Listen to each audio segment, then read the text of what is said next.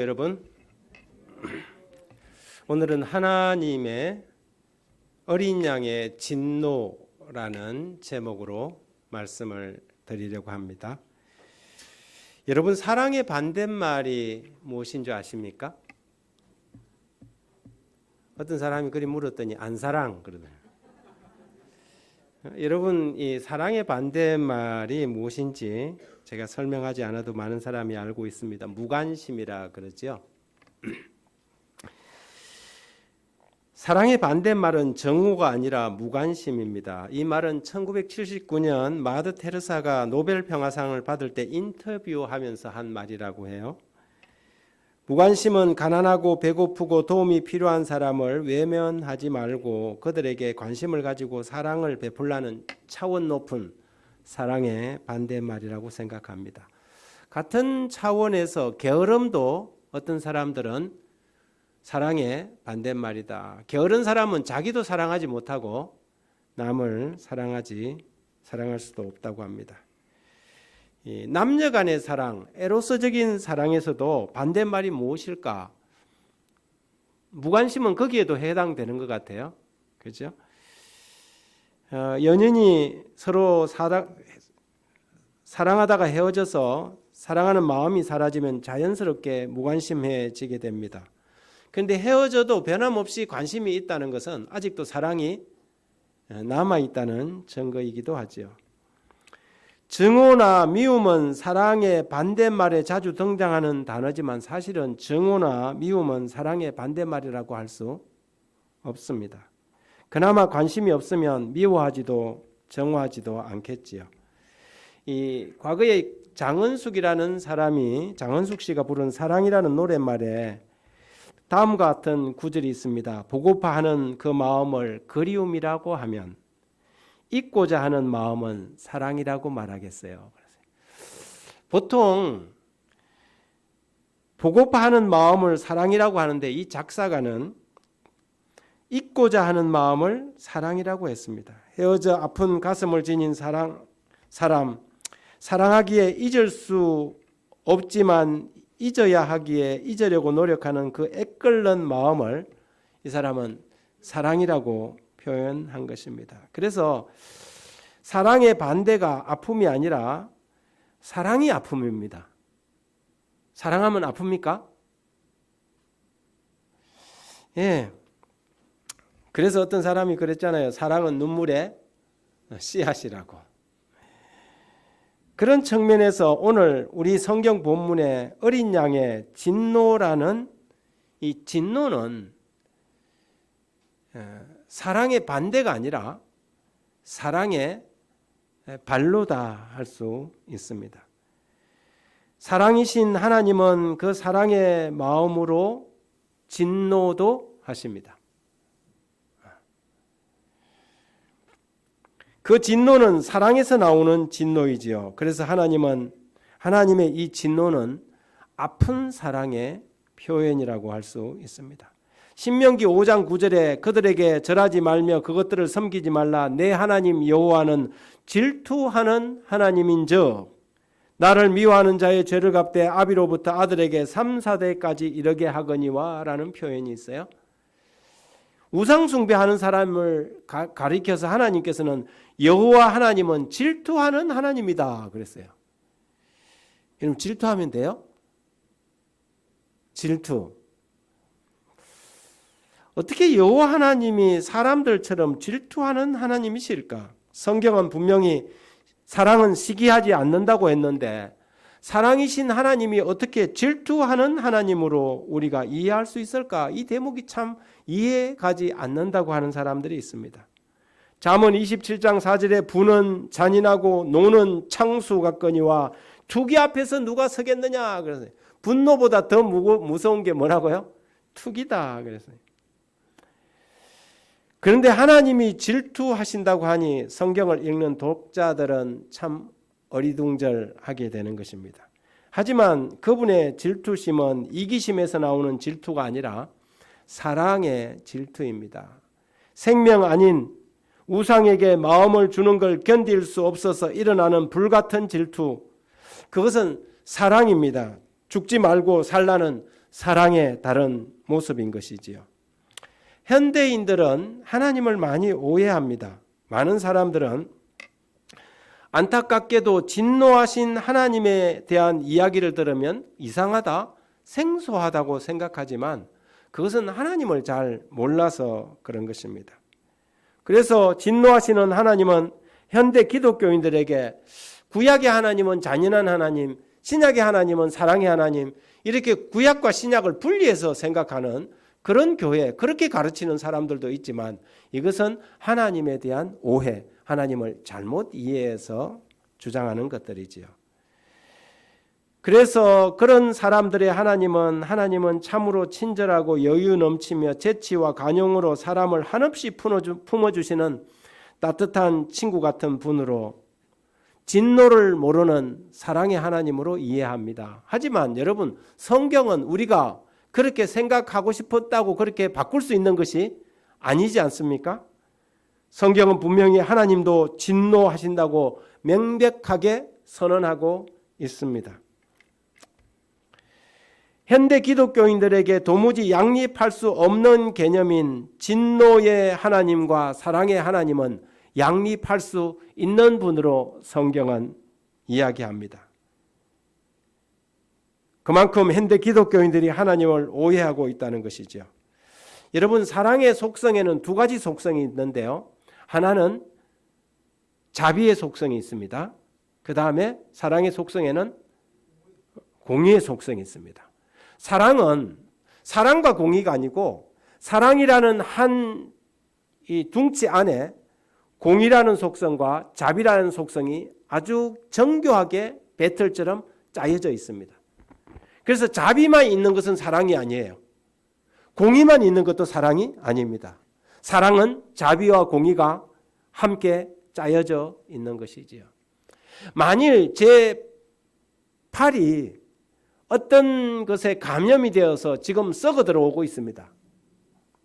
그러면 자비는 달려가서 이 팔을 어떻게 합니까? 불쌍하게 연민을 느끼고 안 됐다고 어루만집니다. 그런데 공의는 어떻게 합니까?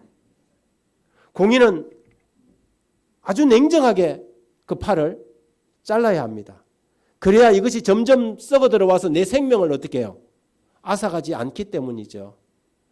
자비도 사랑이고 공의도 사랑인 것이죠. 그런데 이 팔이 불쌍하다고 이걸 갖다가 연민만 느끼고 자비만 자꾸 어루만지기만 하면 어떻게 됩니까? 사랑이라고 할 수 있습니까? 그건 사랑이 아니에요. 공의가 빠진 것은 사랑이 아닙니다. 반쪽만 있는 것이죠. 그것은 결국에는 내 생명을 앗아가는 것이죠. 그래서 사랑이라는 것은 공의와 자비가 함께 짜여져 있는 것을 진정한 사랑이라고 하는 것입니다. 자비는 기쁜 사랑이라고 하면 공의는 아픈 사랑, 멍든 사랑이라고 할 수 있습니다. 잘라내는 아픈 사랑도 여러분 사랑입니까? 사랑이 아니면 다 썩어가도록 무관심하게 방치합니다. 그러나 팔이 다 썩어가도록 방치하는 것은 결코 우리가 사랑이라고 할 수 없습니다. 사랑은 절규하면서 아픈 팔을 자릅니다. 눈물을 흘리면서 심판하는 것입니다. 우리는 그것을 사랑이라고 합니다. 하나님은 사랑으로 심판하시고 하나님은 사랑으로 진노하십니다. 우리가 하나님을 오해하지 말아야 하는 것이지요. 하나님의 진노가 이 세상에서 가장 두렵게 나타났을 때가 언제인 줄 아십니까? 십자가입니다. 예수님의 십자가에서 하나님의 진노가 가장 두렵게 나타났습니다. 십자가는 하나님의 심판의 현장이었습니다. 예수님은 당신이 마셔야 할 하나님의 이 진노의 잔을 내다보면서 그 전날 이렇게 겟세마네 동산에서 기도했습니다. 마태복음 26장 39절에 조금 나아가사 얼굴을 땅에 대시고 엎드려 기도하여 이르되 내 아버지여 할만하시거든 이 잔을 내게서 지나가게 하옵소서. 그러나 나의 원대로 마옵시고 아버지의 원대로 되기를 원하나이다. 그분이 단순히 십자가에서 찾아오는 고통과 죽음 때문에 이렇게 두려워한 것이 아니었습니다. 그분이 진정 두려워했던 것은 하나님의 심판이었습니다. 하나님의 심판은 하나님과 영원한 분리를 가져오는 생명으로부터의 영원한 차단을 의미하는 것이었습니다. 태초부터, 아니 영원전부터 아버지와 하나셨던 그 하나님의 아들이 십자가에서 하나님과 완전히 분리되는 경험을 하고 계셨던 것이지요. 그래서 예수님께서 할 수만 있으면 이 잔을 내게서 지나가게 해달라고 기도하셨습니다. 하나님의 아들이 하나님으로부터 버림을 받고 인류의 죄를 뒤집어쓰고 십자가 꼭대기에서 하나님의 진노를 견뎌야만 했습니다. 그래서 예수님의 십자가 위에서 하신 말씀을 가상칠언이라고 하는데, 그 가상칠언 가운데 하나가 마태복음 27장 46절에 제9시쯤 되어 예수께서 크게 소리를 질러 이르시되 엘리 엘리 라마 사박다니 하시니, 이는 곧 나의 하나님 나의 하나님 어찌하여 나를 버리시나이까. 예수님께서 엘로이 엘로이 레마 사박다니, 나의 하나님 어찌하여 나를 버리십니까? 온 세상의 죄를 짊어지고 그 죄덩어리가 되어버린 하나님의 아들이 저주를 받고 지옥의 구렁텅이에 던져지는 그 현장이 바로 십자가 꼭대기 사건이었어요. 하나님의 진노가 가장 무섭게 내려 앉은 곳이 어디냐면 십자가였다는 것이죠. 누가 이 진노를 이기적이고 탐욕적인 분노라고 말할 수 있겠습니까? 누가 이 심판을 불의한 재판관이 뇌물을 받고 내리는 무자비한 심판이라고 말씀할 수 있겠습니까? 그때 하나님의 아들이 십자가에서 하나님의 진노의 심판을 받고 계실 때 온 하늘이 울고 온 땅이 울었습니다. 사랑이 진노로 변했다고, 아프고 멍든 사랑이 마침내 진노의 심판에 내려졌다고 하늘이 눈을 감고 땅이 흔들렸습니다. 그래서 예수님께서 십자가에 달리시던 그 시간, 마태복음 27장 45절에 보면 제6시부터 온 땅이 어둠이 임하여 제9시까지 계속되었다. 이에 성소의 휘장이 위로부터 아래까지 찢어져 둘이 되고 땅은 진동하며 바위가 터쳤다. 하늘이 빛을 잃었고 땅이 흔들렸습니다. 그것이 바로 십자가의 사건이었습니다. 이사야 선지자는 이렇게 말합니다. 하늘이여 들으라, 땅이여 귀를 기울이라. 여호와께서 말씀하시기를 내가 자식을 양육하였거늘 그들이 나를 거역하였도다. 소는 그 임자를 알고 나귀는 그 주인의 구유를 알건만 이스라엘은 알지 못하고 나의 백성은 깨닫지 못하는도다. 슬프다 범죄한 나라요, 허물진 백성이요, 행악의 종자요, 행위가 부패한 자식이로다. 그들이 여호와를 버리며 이스라엘의 거룩한 일을 만홀히 여겨 멀리하고 물러갔도다. 하나님의 심판은 사랑의 부르짖음이요, 그분의 가슴이 찢어지는 순간이요, 안타까움으로 쏟아지는 절규의 현장입니다. 한 종교 저술가는 십자가에서 그리스도의 죽음을 이렇게 묘사했습니다. 자비와 진리가, 자비와 공의가 서로 만나고 의와 화평이 서로 입맞춘 곳이 갈바리 십자가였다. 갈바리 십자가에서 자비와 공의가 만나고 의와 화평이 서로 입을 맞추었다. 하나님의 사랑은 그분의 자비 못지않게 그분의 공의에도 표현되어 있다. 공의는 그분의 보좌의 초석이며 그분의 사랑의 열매다. 진리와 공의로부터 자비를 분리시키는 것이 사단의 목적이다. 사단은 하나님의 율법의 의가 평화의 적이 된다는 것을 밝혀보려고 애써왔다. 그러나 하나님의 계획에는 이것이 서로 분리될 수 없도록 단단히 결합되어 있으므로 전자는 후자 없이 존재할 수 없다는 사실을 그리스도께서 보여주셨다. 긍휼과 진리가 같이 만나고 의와 화평이 서로 입을 맞추었다. 예수님의 십자가에서 공의와 자비가 만나고 의와 화평이 입을 맞추었다. 우리가 읽은 교독한 본문인 계시록 6장의 마지막 부분에 누가 이 어린 양의 진노에서 설 수 있겠느냐? 우리를 저 어린 양의 진노에서 가리우라 하면서 어린 양의 진노라는 단어가 나옵니다. 큰 지진이 나며 해가 검은 털로 짠 상복같이 검어지고 달은 온통 피같이 되며 하늘의 별들이 무화과나무가 대풍에 흔들려 설익은 열매가 떨어지는 것 같이 땅에 떨어지며. 그런데 이 똑같은 성경 구절이 마태복음 24장에 예수님께서 재림하시기 전에 일어날 재림의 징조회장에 나와 있습니다. 29절부터 30절에 보면 그날 환난 후에 즉시 해가 어두워지며 달이 빛을 내지 아니하며 별들이 하늘에서 떨어지며 하늘의 권능들이 흔들리리라.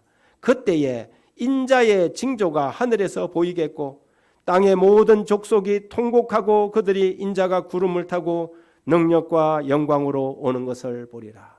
예수님의 재림의 장면을 묘사한 것이지요. 그러므로 계시록 6장 6째 인을 떼는 그 사건은 예수님의 재림으로 끝이 납니다. 그 환난 후라는 이 환난은 성경학자들에 의해서 한때, 두때, 반때, 계시록과 다니엘에서 이야기하는 1260년 그리고 42달과 같은 기간입니다.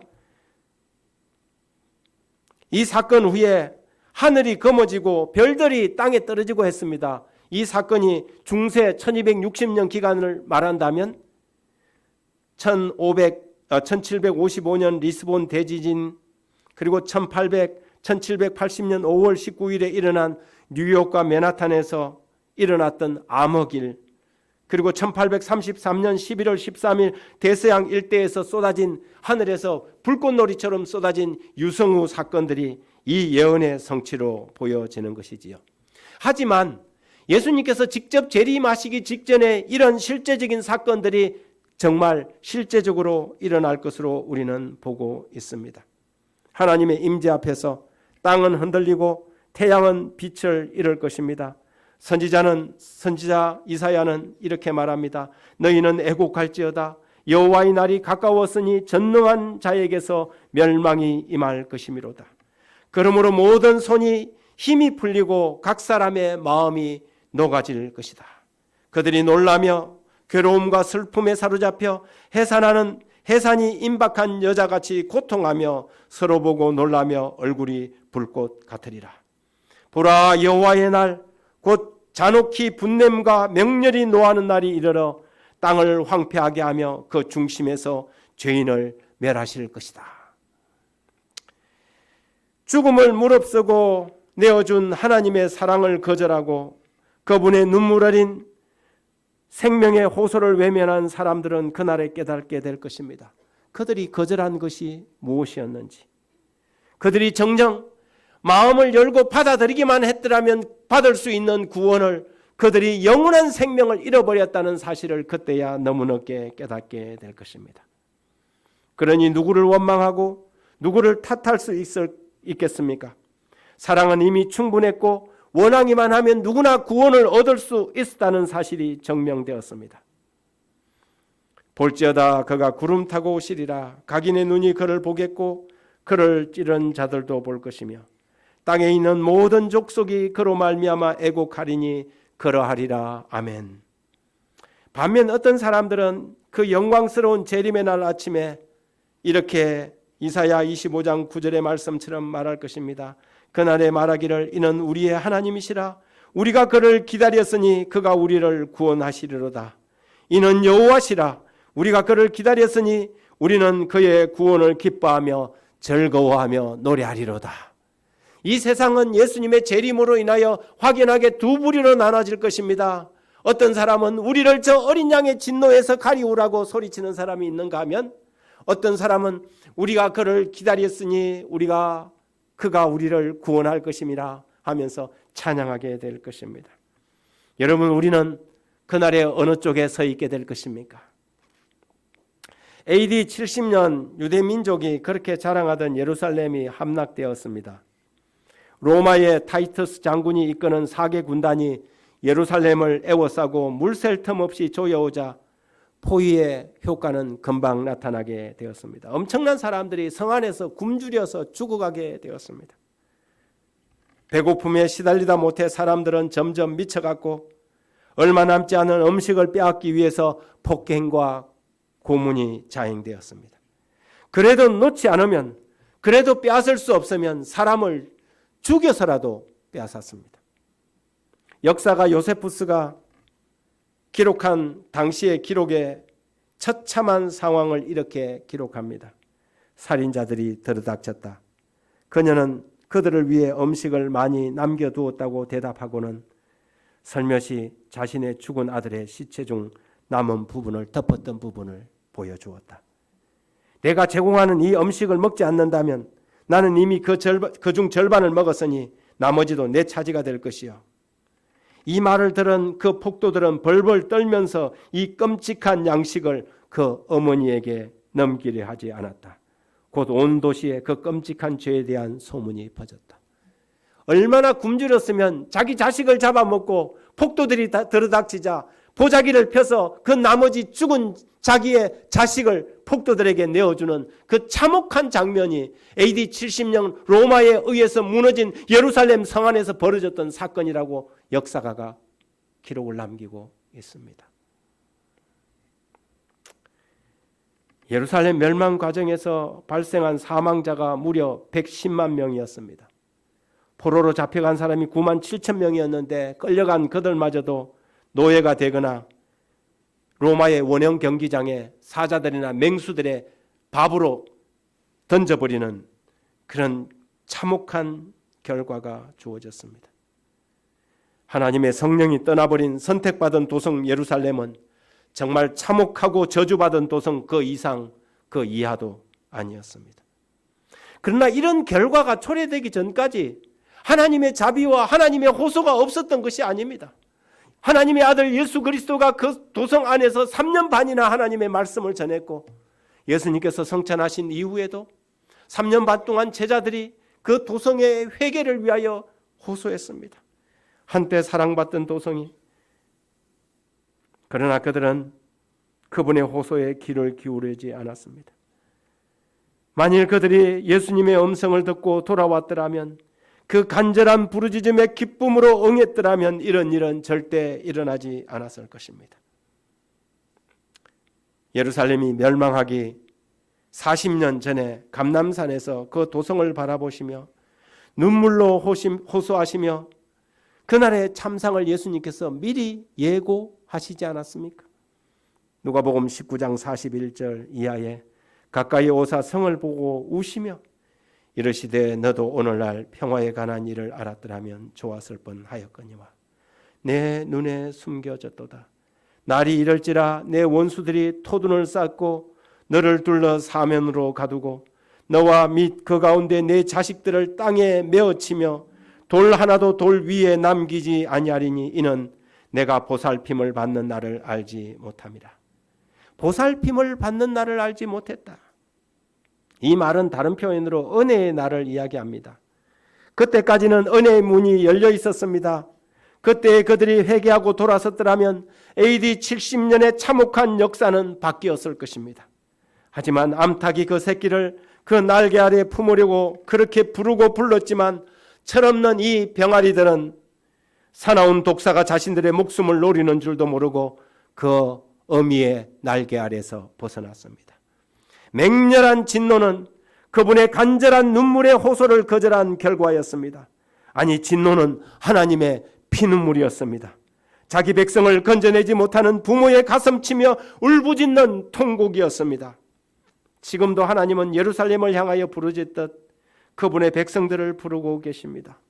병주야, 윤서가, 은영아, 아직은 은혜의 문이 열려 있다고 부르고 계시는 것입니다. 고린도후서 6장 2절에 이르시되 내가 은혜 베풀 때 너희에게 듣고 구원의 날에 너를 도왔다 하였으니 보라 지금은 은혜 받을 만한 때요 보라 지금은 구원의 날이로다. 여러분, 하나님의 본심이 무엇인 줄 아십니까? 베드로 후서 3장 9절에 주의 약속은 어떤 이들이 더디다고 생각하는 것 같이 더딘 것이 아니라 오직 주께서는 너희에 대하여 오래 참으사 아무도 멸망하지 않고 다 회개하기에 이르기를 원한다. 에스겔 33장 11절에는 너는 그들에게 말하라. 주 여호와의 말씀이라. 나의 삶을 두고 맹세하노니 나는 악인이 죽는 것을 기뻐하지 아니하고 악인이 그의 길에 돌이켜 떠나 사는 것을 기뻐하노라. 여러분, 하나님의 본심은 악인이 돌이켜 사는 것입니다. 그러나 여러분, 언젠가는 이 은혜의 문이 닫히게 될 것입니다. 언젠가는 그 간절한 호소가 그칠 날이 올 것입니다. 그때가 되면 어린 양의 사랑은 어린 양의 진노처럼 느껴질 것입니다. 끝까지 하나님의 은혜를 거절한 자들에게 주어지는 하나님의 사랑은 진노보다 더 무서울 것입니다. 하늘에서 내리는 빗방울처럼 온 땅에 내려 갈정으로 메마른 갈라진 대지를 촉속히 적셔주지 않습니까? 그러나 그 은혜의 단비를 끝까지 거절하면 그 둑이 차고 넘쳐서 나중에 그 둑이 무너질 때는 거센 홍수가 되어서 삶을 덮치는 것처럼 하나님의 사랑의 자비는 차곡차곡 공의의 잔을 차오르고 있는 것입니다. 로마서 2장 5절에 다만 내 고집과 회개하지 아니한 마음을 따라 진노의 날 곧 하나님의 의로우신 심판이 나타나신 그날에 이 말 진노를 내게 쌓고 있다고 말하는 것입니다. 여러분, 최근에 우크라이나와 러시아의 전쟁 가운데 또 한 사건이 터졌습니다. 댐을 폭파시켜버린 것입니다. 소양강 댐의 7배가 되는 거대한 댐을 폭파시켜버리자 그 물이 쏜살같이 내려가서 그 댐 아래에 있는 수십 개의 마을을 순식간에 물에 잠궈버렸습니다. 참 악랄하고 참 무섭고 두려운 인간들의 행패가 아닌지 모릅니다. 저는 그런데 그것을 보면서 그런 생각이 들었습니다. 지금 점점 댐이 차오르고 있습니다. 근데 어느 순간이 되면 이 세상이 죄악으로 끊임없이 차서 더 이상은 견딜 수 없는 그 상황이 오면 계시록 6장의 그 마지막 진노의 잔이 이 죄악의 세상을 엄습하게 될 것입니다. 아직까지 하나님의 심판이 집행되지 않는 것은 하나님의 무한하신 은혜입니다. 주의 약속은 어떤 이들이 더디다고 생각하는 것까지 더딘 것이 아니라 오직 주께서 너희를 대하여 오래 참으사 아무도 멸망하지 아니하고 다 회개하게 이르기를 원하시느니라.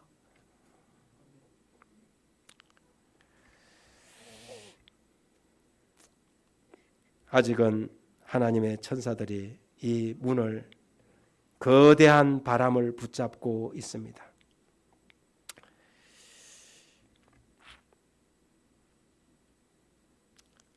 하나님께서 당신의 백성들을 인치고 계시는 지금 우리는 우리의 마음의 거룩한 결심과 결단을 가지고 하나님과 앞에 나가서 우리의 마음을 바르게 하고 경건하고 진실한 모습으로 서야 할 것입니다. 베드로는 이렇게 편지합니다. 그러나 주의 날이 도둑같이 오리니 그날에는 하늘이 큰 소리로 떠나가고 물질이 뜨거운 불에 풀어지고 땅과 그 중에 있는 모든 것이 드러나리로다. 이 모든 것이 이렇게 풀어지리니 너희가 어떤 사람이 되어야 마땅하냐? 거룩한 행실과 경건함으로 하나님의 날이 임하기를 바라보고 간절히 사모하라. 그날에 하늘이 불에 타서 풀어지고 뜨거운 물질이 뜨거운 불에 녹아지려니와 우리는 그 약속하신 의가 있는 곳인 새하늘과 새 땅을 바라보는도다. 그러므로 사랑하는 자들아, 너희가 이것을 바라보나니 주 앞에서 점도 없고 험도 없이 평강 가운데 나타나기를 힘쓰라. 여러분, 우리는 우리 스스로 이런 사람이 될 능력이 없습니다. 그러나 하나님께서 우리를 도우십니다. 우리는 연약하지만 그분은 강하십니다. 우리는 불의하지만 그분은 의로우신 분이십니다. 하나님이 주시는 이 놀라우신 은혜를 우리의 마음속에 고이 간직하고 그날에 왼편이 아니라 하나님의 오른편에 서서 보라 우리가 그를 기다렸으니 그가 우리를 구원하시리로다. 이 귀한 자리에 저와 여러분이 서게 되기를 간절히 바랍니다.